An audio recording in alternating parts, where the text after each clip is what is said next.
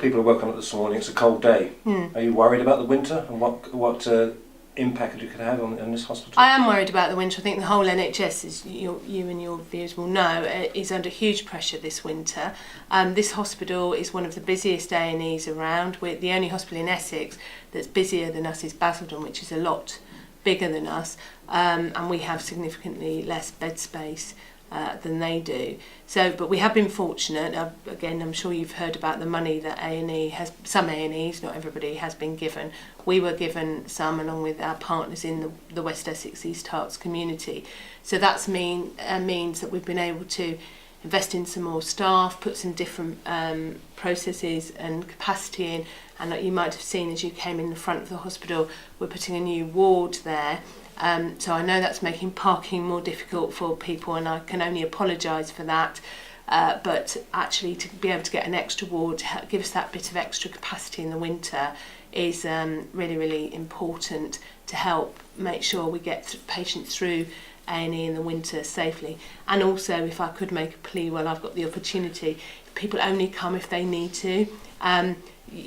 People can go to people don't believe they can go to their GPs, and I appreciate there are some challenges with that, but GPs are there to help. There's pharmacies who will offer help, and sometimes if you're coming to A&E and you've been feeling unwell for a couple of days, unless you're really ill, sitting in A&E probably isn't going to make you feel an awful lot better. By the time you get seen, you'd probably have been better sitting at home, making sure you drink enough, keep your fluids going, keep warm, and just bear with it.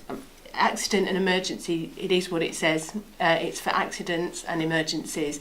It's not a GP practice. And I know colds and flu, I'm one of these harsh mothers. I've just sent my poor son into school saying he feels, I'm terribly unwell, Mum. But it's going to get harder for him as the winter goes on. He'll be going in.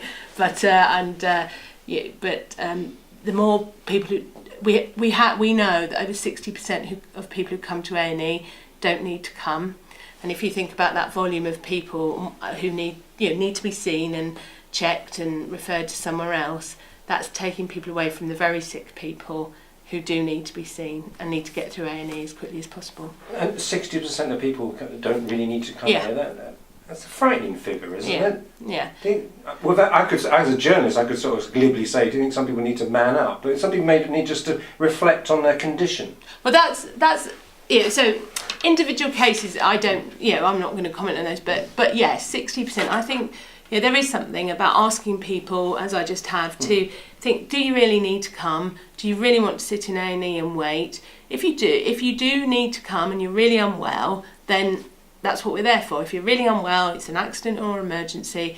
But if you can manage your ill health yourself, if you can get, make sure you stay in, keep warm, drink fluids, take aspirin or paracetamol, whatever the tablets are that help you best, and look after yourself. And if you can't manage that, pharmacies are a huge resource of information. We don't use them an awful lot, or as much as we could in this country, whereas in other countries, particularly European countries, people use them much more than we do, but they have huge amounts of knowledge and information.